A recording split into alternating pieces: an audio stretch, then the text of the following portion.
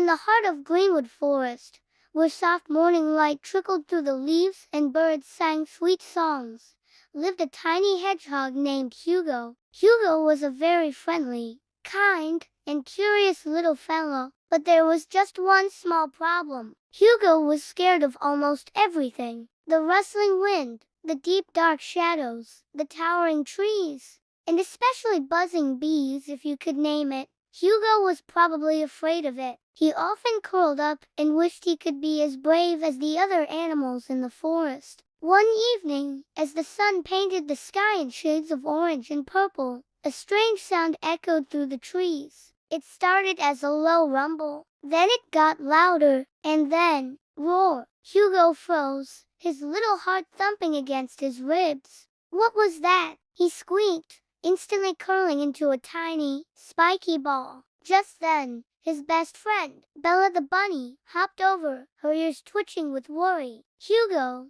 you have to help," she said, her voice filled with urgency. "The Forest Council needs you. Something is stuck inside the old cave at the edge of the woods, and none of the bigger animals can get close enough to see what it is." Hugo trembled inside his spiky ball. The old cave was the scariest place in the whole forest. But Bella added softly, I think you're the only one small enough to fit inside." Hugo gulped, peeking out from his spikes. He looked toward the dark, gaping mouth of the cave.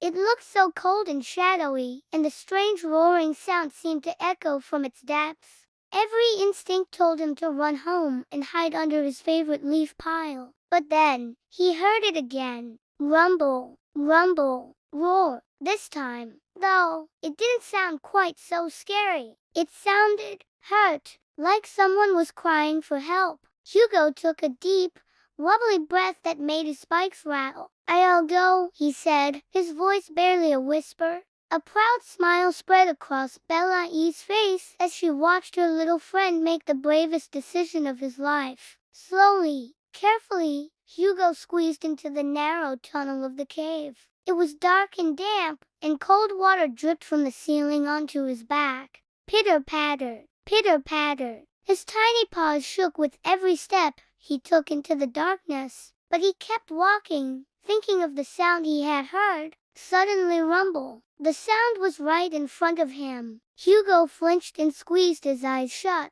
but when he dared to open them again, he saw a pair of gentle, tear-filled eyes looking back at him. It wasn't a monster at all. It was a baby bear, with his leg trapped under a heavy, fallen log. "Help!" the baby bear whimpered. "I can't move." In that moment, all of Hugo's fear melted away. Someone needed him. He wasn't scared anymore. He was determined. He scurried over to the log and, with all his might, pressed his tiny body against it. He pushed, and he strained, and he let out a determined little squeak, until, inch by inch, the log rolled just enough for the baby bear to wiggle his leg free. The animals waiting outside gasped as Hugo emerged from the cave, with the little bear cub trotting right behind him. "Hugo, you did it! You saved him!" Bella shouted, hopping up and down with joy.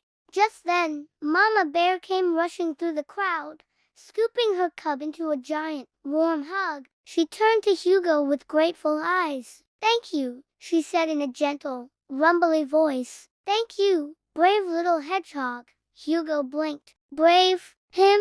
He had never thought of himself as brave before. From that day on, Hugo still got scared sometimes. The wind still howled, and the dark still felt spooky. But now, he knew something very important. He knew that courage wasn't about never being afraid. It was about helping others even when you are afraid. And whenever someone in Greenwood Forest needed help, the animals would smile and say, "Ask Hugo, he's the bravest hedgehog in the whole forest." Thanks so much for watching. If you loved Hugo's adventure, don't forget to like this video and subscribe for more magical stories from the forest. See you next time.